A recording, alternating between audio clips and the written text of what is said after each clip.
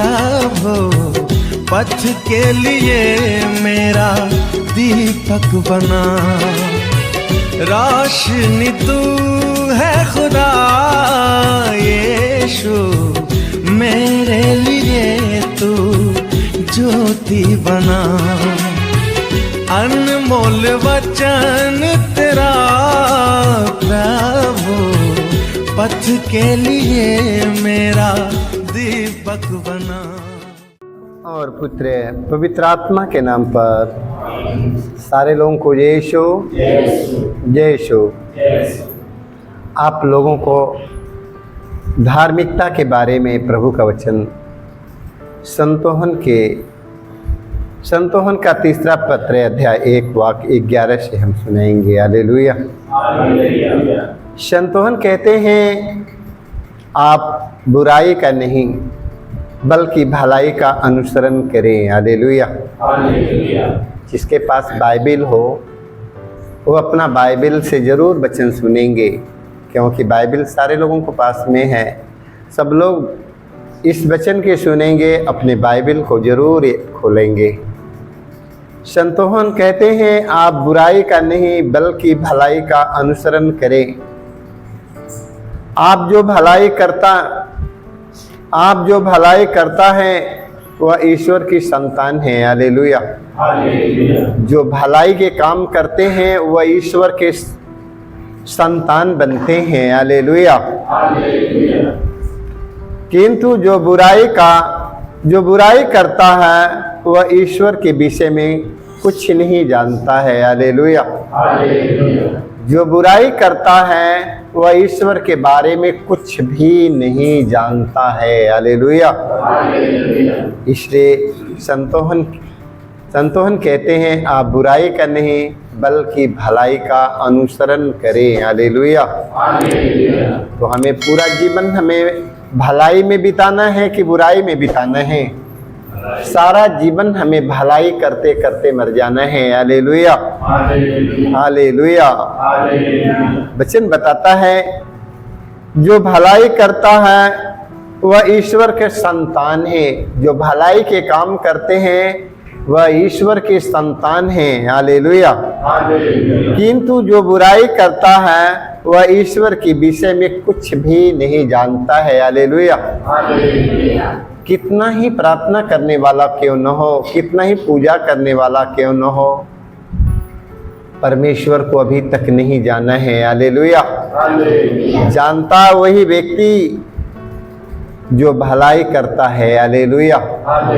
Hallelujah. तो आज हमें भलाई करने के लिए संतोहन का तीसरा पत्र अध्याय 1 वाक्य 11 में हमने सुना है, इसके कभी भूलना नहीं है। हालेलुया। संत लूकास के सुसमाचार अध्याय 6 पद संख्या 36 में पढ़ते हैं। सुसमाचार में प्रभु यीशु कहते हैं अपने स्वर्गीय पिता जैसे दयालु बनो। हालेलुया। अपने स्वर्गीय पिता जैसे दयालु बनो। हालेलुया। देख लो हमें कैसा बनना है, कठोर बनना है कि दयालु बनना है? हमें कठोर बनना है कि दयालु बनना है? दयालु बनेंगे भगवान की दर्शन करेगा।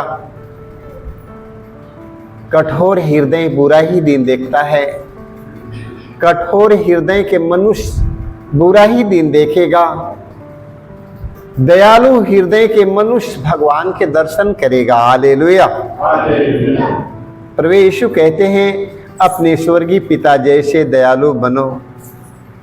दोष न लगाओ और तुम पर भी दोष नहीं लगाया जाएगा। हालेलुया। हमें किसी पर दोष नहीं लगाना है। यदि हम किसी पर दोष लगाते हैं हमारा परमेश्वर हम पर भी दोष लगाएगा। हालेलुया। हमें दोष नहीं लगाना है। हालेलुया। हमें अपने स्वर्गीय पिता के जैसे दयालु बनना है। हमारा प्रभु दयालु है कि कठोर है? हमारा परमेश्वर दयालु है कि कठोर है? वो दयालु है। हालेलुया। तो हमें कठोर बनना है कि हमें दयालु बनना है?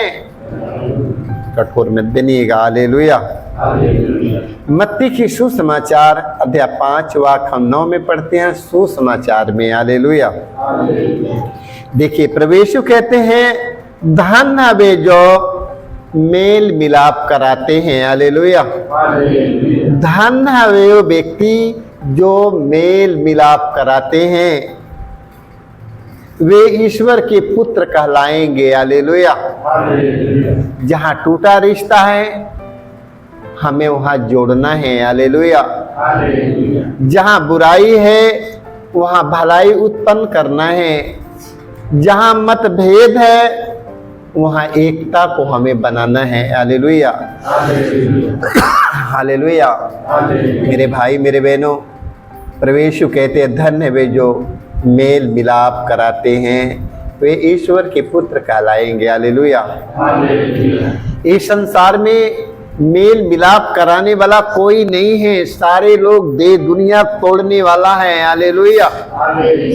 ये तोड़ने वाला काम बंद करना है, हमें जोड़ने वाला काम करना है। हालेलुया। हमें रिश्ता को जोड़ना है। हालेलुया।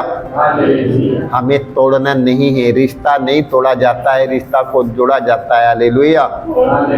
हालेलुया। तो आज हमें प्रभु यीशु के वाणी को सुनना है। धन्य वे जो मेल मिलाप कराते हैं, वे लोग ईश्वर के पुत्र कहलाएंगे। हमें मेल मिलाप कराना है ताकि हमें ईश्वर के पुत्र बनना है। हालेलुया। प्रभु यीशु मसीह संसार में आया, प्रभु यीशु मसीह संसार में आया तो मेल मिलाप कराने के लिए आया। वो प्रेम का संदेश लेकर आया। हालेलुया। प्रेम और शांति का संदेश लेकर आया। सारी दुनिया में प्रेम का संदेश सुनाया। हालेलुया। हालेलुया। मेरे भाई मेरे बहनों, प्रेम के संदेश को हमें सुनना है और उस वचन का हमें पालन करना है। हालेलुया। प्रवक्ता ग्रंथ अध्याय हम 18 वाक्य 15 में पढ़ते हैं। ईश्वर कहते हैं पुत्र भलाई करते समय किसी को दोष मत दो। हालेलुया। किसी का भलाई करते समय, किसी को भलाई का काम करते समय उन्हें दोष मत दो। हालेलुया। कि हमने उनके साथ भलाई करते हैं, हम उन पर दोष लगाएं। हालेलुया। देखिए ईश्वर कहते हैं पुत्र भलाई करते समय किसी को दोष मत दो और दान देते समय कटु शब्द मत बोलो। हालेलुया। देखो किसी की सहायता करते हुए वचन में लिखा, ईश्वर कहते हैं भलाई करते समय किसी को दोष मत दो। हालेलुया। और दान देते समय कटु शब्द मत बोल दो। हालेलुया। जो कुछ आपके पास में है ओके दो, कटु शब्द अपने हृदय से मत बोलो, मत बोलो। हालेलुया। हालेलुया। आज में ये परमेश्वर का कहना है। आज में ईश्वर कहते हैं पुत्र भलाई करते समय किसी को दोष मत दो और दान देते समय कटु शब्द मत बोलो। हालेलुया। हालेलुया। हमें कटु शब्द नहीं बोलना मेरे भाई मेरे बहनों। ये परमेश्वर का वादा है। ये परमेश्वर कहते हैं, ईश्वर कहते हैं हमें उनके वचन के सुनना है। हालेलुया। तो आज हमें भूलना नहीं है। जिसके पास बाइबिल होगा अपने बाइबिल खोलेंगे, जरूर पढ़ेंगे। हालेलुया। और संत लूकास के सुसमाचार अध्याय 21 पद संख्या 1 से 3 तक। ईश्वर ने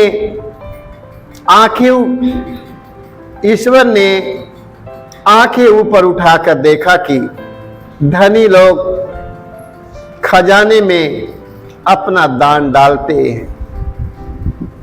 रहे हैं।